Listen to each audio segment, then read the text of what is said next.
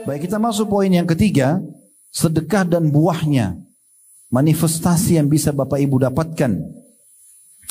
Seorang mukmin berada dalam naungan sedekahnya pada hari kiamat. Yang paling cepat menolong orang di hari kiamat nanti di mahsyar itu adalah sedekah. Kata penulis, itu pada hari yang pasti akan disaksikan oleh seluruh makhluk. Ya. Tidak ada di antara kita yang tidak akan bangkit nanti hari kiamat. Kita selalu meyakini rukun iman kita yang kelima, iman kepada hari kiamat. Satu paket, prosesi kematian, alam barzah di kuburan, hari kebangkitan timbangan amal, dan surga atau neraka. Di mana seorang anak akan beruban. Kalau Bapak Ibu mau tahu ayatnya, bisa lihat surah Al-Hajj, surah nomor 22 ayat-ayat pertamanya. Allah gambarkan pada hari kiamat nanti di mahsyar, karena dahsyatnya orang melihat neraka, orang takut semua lihat dosanya akan dihukum oleh Allah SWT. Pada hari itu anak kecil bisa beruban. Matahari akan mendekat ke kepala manusia. Keringat yang banyak keluar hingga menenggelamkan manusia. Sebagaimana dari hadis Abu Hurairah radhiyallahu anhu yang menggambarkan tentang dahsyatnya keadaan mahsyar nanti. Rasulullah SAW bersabda, ya'rakun nasu yawmal qiyamati hatta yadhhaba arakuhum fil ardi 70 dhira'an wa yuljimuhum hatta yabluga adhanahum. Pada hari kiamat nanti manusia akan berkeringat hingga mengalir sejauh 70 hasta dan akan menenggelamkan mereka hingga mencapai telinga mereka. Ada di situ angka 1 setelahnya, dilihat footnote di bawah nomor 1, HR hadis riwayat, diringkas HR Al-Bukhari. Berarti hadis ini hadis yang sahih. Jadi perlu kita garis bawahi teman-teman, di mahsyar nanti itu orang akan tenggelam dengan keringatnya sendiri, tergantung kadar dosanya. Dalam sebuah hadis yang lain, kata Nabi SAW, ada manusia tenggelam sampai mata kakinya, ada yang sampai lututnya, ada yang sampai perutnya, ada yang sampai dadanya, ada yang tenggelam, Nabi SAW kasih isyarat sampai ke hidungnya atau mulutnya. Tergantung kadar dosa. Dengan keringat dia sendiri, karena panasnya matahari pada saat itu. Keringat dia tidak mengganggu orang yang di sebelah. Dia seperti berada di satu kolam yang dia tenggelam dengan keringatnya sendiri. Dia tidak bisa lepas. Yang lolos nanti, orang yang tidak ada dosanya. Bahkan mereka dapat naungan Allah SWT pada hari kiamat. Dan salah satu yang bisa membawa orang selamat di mahsyar adalah sedekahnya. Perhatikan perkataan Ibnu Hajar rahimahullah di halaman 13 ya, berkata dalam menanggapi hadis tersebut tentang masalah orang akan tenggelam dengan keringatnya di mahsyar, barang siapa yang memperhatikan kondisi tersebut, niscaya ia akan mengetahui betapa besarnya kegoncangan pada hari itu, di mana neraka mengelilingi tanah padang mahsyar dan matahari didekatkan sekitar 1 mil jaraknya dari kepala manusia. Maka bagaimanakah kondisi panasnya bumi saat itu? Sekarang aja ini lagi peceklik kita di Indonesia 30 derajat, 33, mungkin 35, kita sudah merasa luar biasa panasnya. Gitu kan. Kita sudah melihat banyak sekali bendungan yang kering. Dan kita sudah lihat banyak tanah-tanah yang gersang. Kami kemarin tablik akbar di Sidoarjo, lihat tanah banyak sekali yang kering. Bukan karena Sidoarjonya, tapi karena cuaca memang lagi panas. Kemarin kami ke Makassar, sebagian listrik dipadamkan karena bendungan ya tidak bisa ya tidak ada airnya, yani, kering. Dan banyak wilayah-wilayah yang lain. Ini baru begini saya sudah luar biasa. Padahal matahari jaraknya jutaan mil dari bumi sekarang. Nanti di mahsyar, matahari itu jaraknya cuma 1 mil. Kata Nabi SAW, jaraknya hanya 1 mil dari manusia. Dan perawi hadis, sahabat yang menukilin mengatakan, saya tidak tahu 1 mil itu maksudnya jarak kilometer perjalanan, kayak 1,5 kilometer misalnya kalau 1 mil. Atau 1 mil yang dimaksud dalam bahasa Arab adalah orang-orang Arab, terutama kaum wanita, kalau mereka mau pakai celak di matanya, kan biasanya ada kayunya ya, atau wadah yang kita pakai untuk digores di mata. Nah kalau sudah dekat dengan mata, sudah mau digores di antara dua di bulu matanya, maka ini namanya jarak 1 mil. Jadi dia mengatakan kami tidak tahu ini maksud 1 mil itu jarak kilometer atau jarak seperti bahasa orang Arab, karena ini bahasa Arab turunnya Al-Quran, ada hadis Nabi SAW, apakah seperti itu jaraknya karena panasnya? Maka seperti itulah. Kata Ibnu Hajar, saya ulangi dalam menanggapi hadis tentang orang tenggelam dengan keringatnya di mahsyar nanti, barang sampai memperhatikan kondisi tersebut, niscaya akan mengetahui betapa besarnya kegoncangan pada hari itu, di mana neraka mengelilingi tanah padang mahsyar dan matahari didekatkan sekitar 1 mil jaraknya dari kepala manusia. Maka bagaimanakah kondisi panasnya bumi saat itu? Dan keringat apa yang mengalir pada padang Sahara hingga mencapai 70 hasta. Padahal setiap manusia tidaklah mendapatkan tempat kecuali sebatas tanah untuk memijakkan kedua kakinya. Maka bagaimanakah kondisi manusia saat itu dengan keringat dan peluh mereka, padahal mereka berbeda-beda kadar peluhnya. Sesungguhnya hal ini adalah suatu perkara yang membuat akal terkesima dan menunjukkan akan besarnya kekuasaan. Maksudnya kekuasaan Allah subhanahu wa ta'ala. Pada saat itu manusia sangat membutuhkan naungan yang dapat menaungi dirinya. Hingga hadirlah sedekah lalu menaungi pelakunya. Dari riwayat Uqbah bin Amir radhiyallahu anhu, dia berkata, saya telah mendengarkan Rasulullah sallallahu alaihi wasallam bersabda, kullu imri'in fi dhilli sadaqati hatta yufsala bainan nas au qala hatta yuhkama bainan nas. Setiap orang berada di bawah naungan sedekahnya hingga manusia diadili oleh pengadilan Allah. Jadi nanti di mahsyar kita akan nunggu masing-masing kapan diadili oleh Allah subhanahu wa ta'ala. Dan beliau bersabda, hingga keputusan di antara manusia ditetapkan oleh pengadilan Allah. Ada putnot nomor 1 hadis di bawah HR hadis riwayat Ibnu Khuzaimah. Dari Abul Khair ini seorang perawi hadis, salah seorang perawi hadis.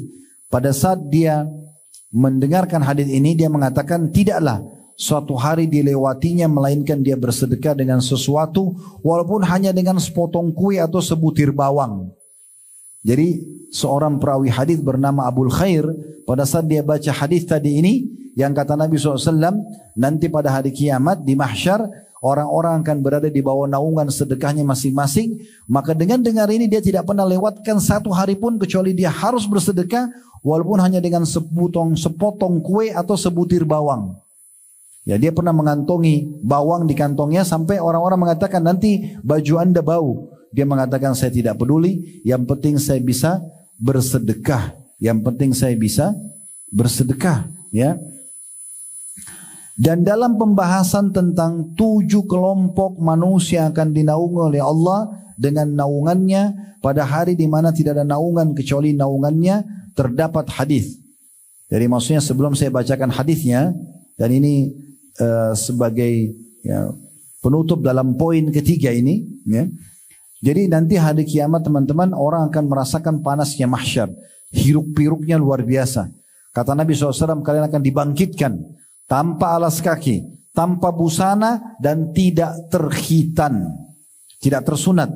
Maka Aisyah mengatakannya, Rasulullah, betapa malunya laki-laki dan perempuan dibangkitkan dalam kondisi seperti itu. Kata Nabi SAW, pada hari itu wahai Aisyah, bukan lagi seperti yang kau bayangkan. Maksudnya orang tidak lagi melihat auratnya orang lain. Saya kasih contoh, kalau sedang terjadi peperangan, kemudian di depan mata kita musuh lagi mengejar, ini ditebas lehernya, ini ditembak kepalanya, lalu di depan kita ada lawan jenis lari tidak pakai baju. Apakah kita masih punya syahwat? Sudah enggak lagi. Karena kondisinya sangat memilukan pada saat itu.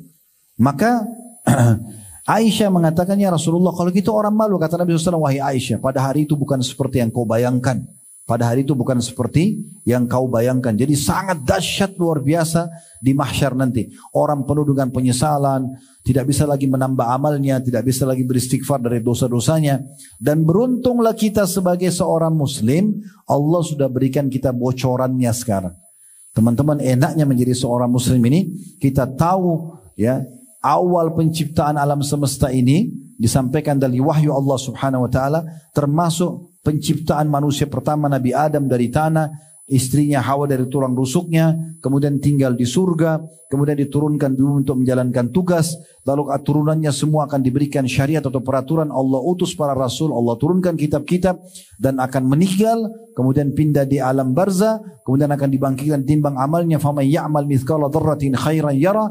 Siapa yang buat seperti biji sawi dari kebaikan akan diperlihatkan dan akan diberikan balasan. Wa may ya'mal mithqala dzarratin syarran yara. Dan siapa yang berbuat seperti biji sawi dari kebaikan akan diperlihatkan dan akan dihukum. Maka semua itu akan satu paket, gitu kan? Dan akan ada surga dan neraka. Kita sudah tahu. Bapak Ibu sekarang kalau mau tahu bagaimana surga itu sudah dirincikan dari ayat Al-Quran, dari hadis Nabi SAW. Dua surah Al-Quran yang sangat jelas bicara tentang surga, terinci sekali. Dua surah yang berdekatan, Ar-Rahman dan Al-Waqi'ah. Ar-Rahman dulu, kemudian Al-Waqi'ah. Dua surah yang langsung berdekatan. Bapak Ibu kalau baca terinci sekali tentang buah-buahan, pelayan-pelayan, istana, kebun-kebun, dirincikan semua. Dan dalam hadis Nabi SAW sudah dijelaskan. Sampai seakan-akan kita melihat surga depan mata kita. Dan juga neraka. Apapun siksaan sudah dijelaskan. Ya. Gambaran tentang neraka banyak sekali ayat Al-Quran yang menggambarkan. Hampir setiap surah ada singgungan tentang masalah neraka dan siang. Dan hadis-hadis Nabi SAW juga cukup banyak. Jadi sudah dapat bocorannya. Maka beruntung kita tahu semua ini teman-teman sekalian. Beruntung kita tahu semua ini. Jadi hati-hati. Jangan sampai masuk ilmu seperti ini di telinga kanan keluar ke telinga kiri. Bapak Ibu kami cuma bisa menyampaikan di majelis seperti ini. Bapak Ibu harus faham ini adalah penyampaian agama kita untuk diaplikasikan dalam kehidupan. Resep sederhana untuk bahagia, sedekah. Mungkin amal kita tidak terlalu banyak, tapi pintu sedekah sangat terbuka. Waktunya kapan saja, jumlahnya juga tidak dibatasin. Walaupun hanya sepiring makanan kita bagi dua, sepotong roti bagi dua, sudah masuk dalam pintu sedekah yang sangat besar pahalanya. Maka Nabi SAW mengatakan di mahsyar nanti ada 7 golongan yang tidak kena panasnya mahsyar itu. 7 golongan. Lalu Nabi SAW sebutkan yang pertama adalah imam yang adil, pemimpin yang adil, menjalankan tugasnya dengan benar. Dia tahu ini amanah, dia selalu jalankan tugas. Contoh yang paling baik adalah Khulafaur Rasyidin, Abu Bakar, Umar, Utsman, Ali. Ya, ini contoh yang paling tepat untuk kita ambil sebagai contoh. Makanya kata Nabi SAW, alaikum bisunnati wa sunnatu Khulafaur Rasyidin mahdiyyin min ba'di. Berpegang pada sunnahku dan sunnah Khulafaur Rasyidin setelahku. Mereka berempat ini tidak tidur di malam hari. Abu Bakar, Umar, Utsman, Ali radhiyallahu anhum ajma'in, sampai mereka pastikan tidak ada lagi masyarakatnya yang butuh. Karena mereka tahu itu tanggung jawab pada hari kiamat. Ini pemimpin yang adil. Yang kedua adalah orang yang tumbuh, anak muda yang tumbuh di atas ketaatan Allah SWT. Ini 7 teracak saya sampaikan ya. Karena urutan dalam hadis mungkin siapa tahu ada yang berbeda, tapi yang jelas 7 golongan ini. Yang kedua adalah anak muda yang tumbuh di atas ketaatan Allah. Jadi orang kalau masih muda memang harusnya ke agama, harus ketaatan. Bukan anak muda malah ugal-ugalan, malah buat dosa. Sering dengar gak di Indonesia ini orang tua bilang, gak apa-apa nak, ayah sama ibu juga dulu begitu. Nanti juga kamu sadar. Biasa gitu kan. Biarin anak-anaknya pacaran, hamil di luar nikah, coba minuman keras, coba ini dan itu. Subhanallah. Justru di masa muda harusnya dia dipakai di atas ketaatan kepada Allah SWT. Yang masih muda tuh harusnya di majelis ilmu. Harusnya dia berada di saf pertama sholat bagi laki-laki. Perempuan tutup aurat dari masih muda. Memang begitu. Dari masih kecil. Dan kata Nabi SAW, Inna Allah yu'jibu min syabin laysa lahu sabwa. Allah kagum dengan anak muda yang tidak mengikuti hawa nafsunya. Kemudian yang ketiga, ya rajulani tahabba fillah ijtama alaihi wa tafarraqa alaihi. 2 orang yang saling mencintai karena Allah dan berpisah, berkumpul karenanya, berpisah karenanya. Kita disunnahkan Bapak Ibu sekalian untuk mencari sesama jenis kita. Laki-laki sama laki-laki, perempuan sama perempuan. Siapa yang lebih soleh dan soleha dari kita, lalu jadikan dia sebagai sahabat dekat kita. Kita mencintai dia karena Allah. Karena dia lebih rajin mengaji, lebih rajin ibadah, lebih rajin sedekah, lebih rajin hadir dalam majelis ilmu, lebih rajin bakti sama orang tuanya, supaya kita ikut dengan dia. Ini kata Nabi SAW termasuk golongan yang ketiga yang dapat naungan Allah nanti di mahsyar. 2 orang yang saling mencintai karena Allah. Ya, karena lebih baik ibadah daripada dia cintai temannya dan dijadikan sahabat, berkumpul karenanya dan berpisah karenanya. Maksudnya berpisah ini kalau seandainya temannya berbuat salah, maka dia ingatkan, kalau tidak mau dengar, dia batasi pergaulan dengan temannya kalau yang jauh dari Allah Subhanahu wa taala. Yang keempat, rajulun mu'allaqun qalbu fil masajid. Seorang laki-laki yang hatinya terikat dengan masjid.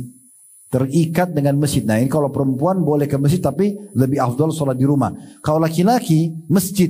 Kalau ada laki-laki yang azan langsung ke masjid, nah ini orang yang luar biasa. Ya, mau subuh, mau duhur, mau asar, mau maghrib, isya, mau dingin, mau panas, apalah mau malas, mau rajin, tetap aja dia selalu di masjid. Maka ini adalah orang yang dapat naungan Allah golongan yang keempat.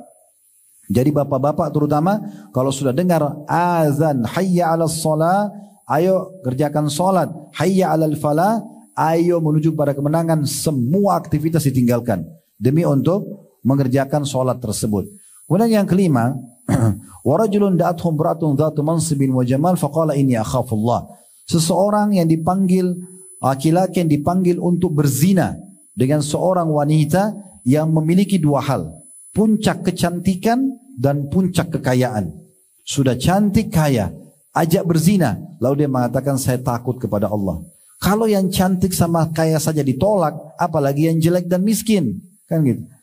Berarti ditolak. Memang dia tolak. Kalau dia tolak, enggak, saya enggak mau karena saya takut kepada Allah. Dia akan dapat naungan Allah pada hari kiamat. Ini sama juga terjadi pada perempuan ya. Kalau perempuan diajak zina oleh laki-laki yang tampan, yang kaya, lalu dia mengatakan saya tidak mau, saya takut kepada Allah. Ini juga dapat naungan Allah. Kemudian yang keenam adalah rajulun dzakara khalin fa faradat aina, seseorang yang mengingat Allah sendirian kemudian dia meneteskan air mata karena takut kepada Allah. Ya, ini ada hadis yang lain menguatkan ada 3 mata yang tidak akan disentuh oleh api neraka. 3 mata tidak akan disentuh oleh api neraka. Yang pertama adalah mata yang menangis karena Allah. Bapak ibu menyesali dosa, takut Allah hukum, menangis sendirian antara bapak ibu sama Allah di sejadah, di sholat malam, kita nangis menyesali dosa kita. Atau kita rindu masuk surga, kita minta agar Allah masukkan surga. Atau kita ingin Allah tambahkan rezeki, Allah berikan pasangan, Allah berikan keturunan, Allah keluarkan dari permasalahan, lalu dia menangis. Ini mata pertama tidak akan sentuh api neraka. Yang kedua adalah mata yang berjaga-jaga di perbatasan umat Islam, kayak teman-teman kita sekarang di Gaza. 24 jam mereka tidak bisa aman. Rudal di atas kepala mereka, rumah mereka rubuh, banyak korban yang meninggal, setiap saat bisa ajal datang. Mata mereka nggak bisa tidur, mereka berjaga-jaga di jalan Allah. Ini mata yang tidak disentuh api neraka. Dan yang ketiga, mata yang selamat dari hal yang diharamkan. Mata yang tidak menonton hal-hal yang haram. Ada penawaran tapi dia tinggalkan. Ya. Semoga Allah maafkan kalau terjadi masalah lalu. Tapi yang jelas kita belajar sekarang untuk kita terapkan ke depannya. Nah yang terakhir yang ketujuh adalah yang disebutkan di halaman 14 ini. Ya, kita sudah sebutkan 6. Tentu saya bilang tadi sebenarnya dalam urutan hadis bukan seperti yang saya sebutkan, tapi tetap 6 tadi itu sudah benar semuanya. Cuma di dalam hadis dia urutannya bukan seperti tadi saya sebutkan. Saya sengaja menerlambatkan yang akan kita baca sekarang karena ini saksi bahasan kita. Saya jadikan dia poin ketujuh. Ya, poin yang ketujuh adalah wa rajulun tasaddaqa bi sadaqatin fa akhfaha hatta la ta'lama shimalu ma tunfiqu atau ma qaddamat yaminu. Golongan yang ketujuh yang Allah akan naungi pada hari kiamat, tidak ada naungan kecuali naungan Allah, adalah seseorang lelaki yang bersedekah dengan suatu sedekah lalu merahasiakannya hingga tangan kirinya tidak mengetahui apa yang diberikan oleh tangan kanannya. Footnote nomor 2, hadis riwayat Bukhari dan Muslim. Teman-teman sekalian, ini luar biasa ya, bahasa kiasan Nabi SAW. Kenapa saya bahasakan bahasa kiasan? Karena dibahasakan Nabi SAW seseorang yang bersedekah. Walaupun sini disebutkan laki-laki tapi perempuan masuk di dalamnya ya. Jadi seseorang yang sedekah dengan tangan kanannya sampai-sampai tangan kirinya tidak tahu. Bagaimana memahami ini? Toh tangan kiri sama kanan menurut kita biasa aja gitu. Maksudnya ini bahasa kiasan. Kalau tangan kiri saja tidak tahu, apalagi orang lain. Maksudnya kalau Bapak Ibu ada kesempatan bersedekah, jangan diceritakan ke orang lain.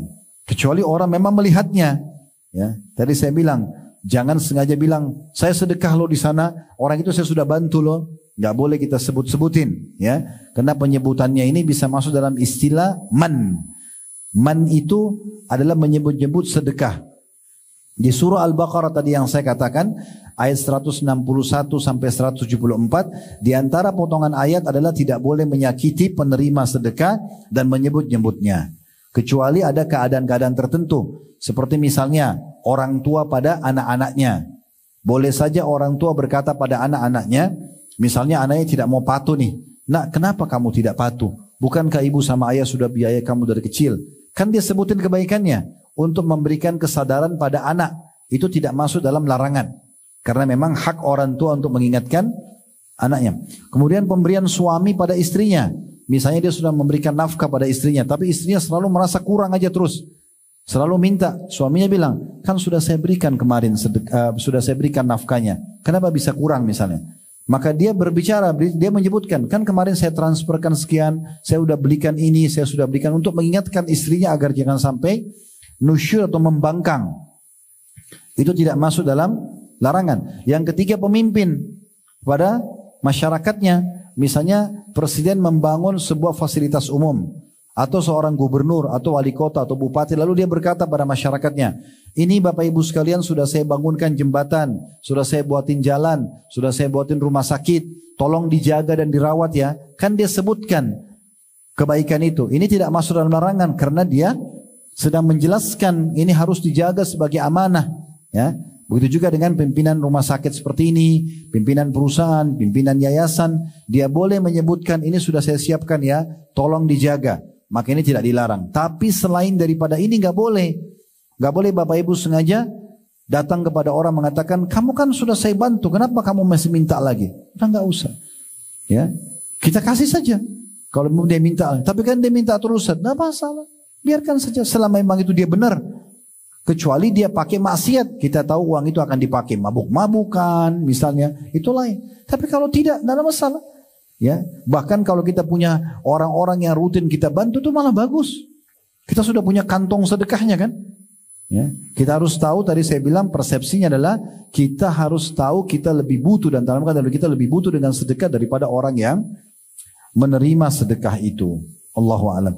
Ini bahasan kita Bapak Ibu sekalian, insyaallah kedepannya kita akan lanjutkan sedekah dan buahnya di poin keempat. Dan poin-poin yang tersisa insyaallah sampai nanti selesai ya. Saya mengajak Bapak Ibu selalu untuk mendukung channel dakwah kami. Silakan Anda ikut serta di YouTube, mungkin bisa dengan subscribe, like dan juga loncengnya. Insyaallah akan selalu dapat notifikasi dari kami kalau ada acara-acara yang baru kami angkat atau upload. Teman-teman di Instagram, di Facebook, di TikTok, ya dimanapun bisa juga dengan follow. Dan teman-teman juga bisa sebarluaskan di grup-grup. Di Instagram kami sudah punya potongan-potongan ceramah yang 1 menit dari 1 jam begini. Kami sudah potong-potong, Anda bisa sebarluaskan insya Allah. Dan dukung semua channel yang menyampaikan tentang Islam, tentang sunnah-sunnah Nabi SAW, supaya kita punya andil bersama mereka. Dan juga kami punya yayasan sedekah kreatif bergerak di sosial. Bapak Ibu bisa ikut serta insya Allah. Kalau ingin mengetahui program-program kami, yayasan sedekah kreatif. Allah juga amanahkan ada travel haji dan umrah. Anda bisa datangi medsos Uhud Tour untuk melihat program-program kami Bapak Ibu sekalian. Dan selalu saya ajak diri saya dan teman-teman sekalian, doakan saudara kita di Gaza, doakan saudara kita di Palestina agar Allah berikan keamanan, kemerdekaan kepada mereka. Dan kita perlu apresiasi, pemerintah kita sangat mendukung perjuangan rakyat Palestina, baik dari jajaran dari presiden sampai ke masyarakat muslim. Insya Allah semuanya memberikan dukungan, karena memang sangat wajar, termasuk yang pertama memberikan penghargaan kepada kita pada saat kemerdekaan adalah Palestina itu sendiri. Semoga insya Allah bermanfaat. Subhanakallahumma bihamdika asyhadu an la ilaha illa anta astaghfiruka wa atubu ilaik. Wassalamualaikum warahmatullahi wabarakatuh.